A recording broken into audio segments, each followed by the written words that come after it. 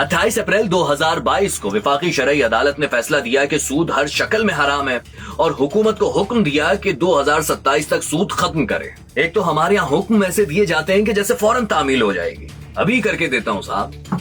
छोड़िए, ये कहानी सुनिए। जब 20 अक्टूबर 2024 को बड़ों के खेल में, मेरा मतलब चीफ जस्टिस की मुद्दत और जजेस की तकर्रुरी से मुतालिक एक कानून पास कराने के लिए 26वीं तरमीम की जा रही थी, तब दरमियान में JUI यानी मौलाना फजल रहमान की जमात ने सूद के खात्मे की शिक भी डाल दी, जिसमें लिखा है कि 2028 तक सूद का खात्मा हो। यानी स्पेशली सूद पर बात नहीं हो रही थी, ये तो बस एक बड़े बड़ों के कानूनी मामलात में साथ चिपक कर एक शिक चली गई और पास भी हो गई।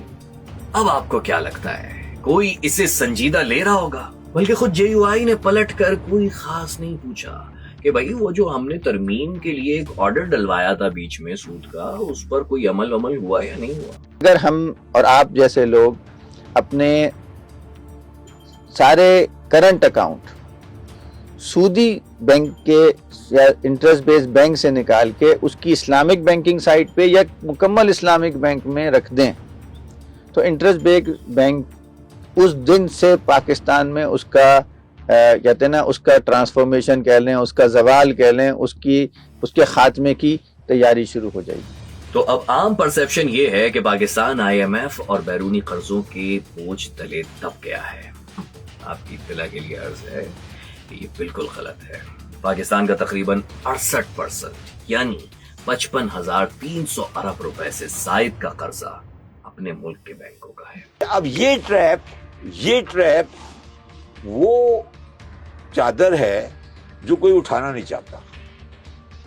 ये क्या बोलते ना कि ये वो चादर है कि मैं उठाऊंगा ना तो अपना दामन भी नंगा होगा कि भाई मैं किधर फंस गया हूं। एक्चुअली पाकिस्तान कर्जों के लूप में नहीं फंसा हुआ, पाकिस्तान फंसा हुआ है सूद के लूप में। अब हमें ये समझना होगा कि ये बोझ हमें, आपको, हम सबको कैसे इफेक्ट करता है। तो जनाब, ये कर्जा हुकूमत आपके हमारे टैक्सों से ही तो अदा करती है। बहुत सिंपल है। आपने अपना पैसा बैंक के पास रखवाया, बैंक ने उसे उठाकर गवर्नमेंट को लोन दे दिया, गवर्नमेंट ने आपसे ही टैक्स लिया और बैंक को लोन कम मगर सिर्फ सूद वापस कर दिया। इस वक्त हमारा पूरा मुल्क सूदी कर्जों में जकड़ा हुआ है और उसकी वजह से हम अरबों रुपए, लाखों नहीं अरबों रुपए का सूद अदा करते हैं और उसी की वजह से अपनी आवाम पे टैक्स लगाते हैं।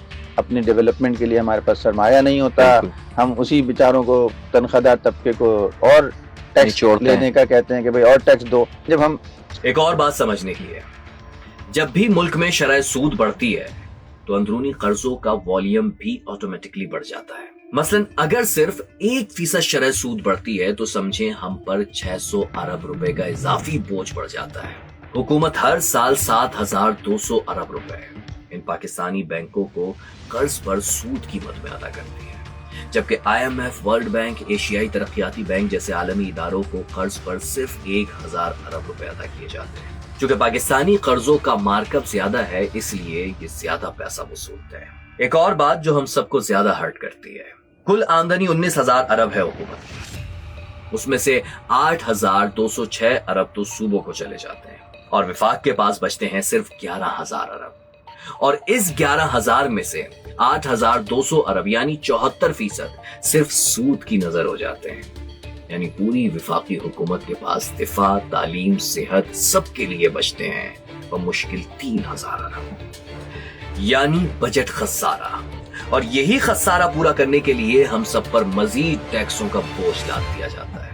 अशिया महंगी से महंगी होती जाती हैं, कभी पेट्रोल पर लेवी लगाकर और कभी बिजली पर सरचार्ज लगाकर हमसे ये वसूल किया जाता है। और इससे भी बड़ी बदकिस्मती ये है कि हमारी हड्डियों का गूदा तक निचोड़कर हुकूमत हर साल कर्ज का बमुश्किल सूद, जी हाँ, इतना कुछ करने के बाद भी हुकूमत सिर्फ सूद ही अदा कर पाती है और असल पहाड़ जैसी रकम वहीं की वहीं रहती है। इस जुल्म की वजह सारे फसाद की जड़ है आलमी सरमायादाराना निज़ाम, कैपिटलिज्म। कैपिटलिज्म सिर्फ तिजारत पर नहीं चलता, इसका असल इंजन है डेट, और डेट का ईंधन सूद। पाकिस्तान की सारी इकोनॉमी चूंकि चल ही सूद पर रही है तो कोई पाकिस्तानी इससे महफूज नहीं। آپ کہیں گے کہ بھائی میں تو اپنی تنخواہ میں گزارا کرتا ہوں, میرا تو اکاؤنٹ بھی سیونگ نہیں ہے, میں تو اپنے کریڈٹ کارڈ کی پیمنٹ بھی وقت پر کر دیتا ہوں.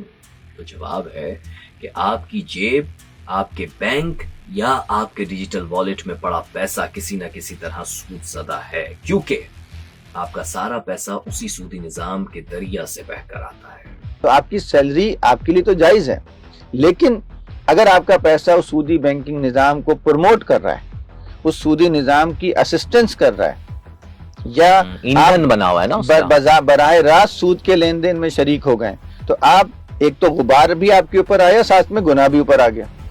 جو سود لے, جو سود دے, جو اس کو لکھے, جو اس کا گواہ ہو, یعنی اینی فیسیلیٹیٹر جو رائٹ کر رہا ہے, چاہے وہ آئی ٹی کے سافٹ ویئر بنا کے سود کا رائٹ کر رہا ہے, یا فائنینس مینیجر بن کے رائٹنگ کر رہا ہے, یا اس کو وٹنس کر رہا ہے, اور کہا کہ یہ سب اس جرم میں شریک ہیں. یہ تو بات ہو گئی کہ آپ اور ہمارا ملک بینکوں کے ذریعے سود میں جکڑا ہے.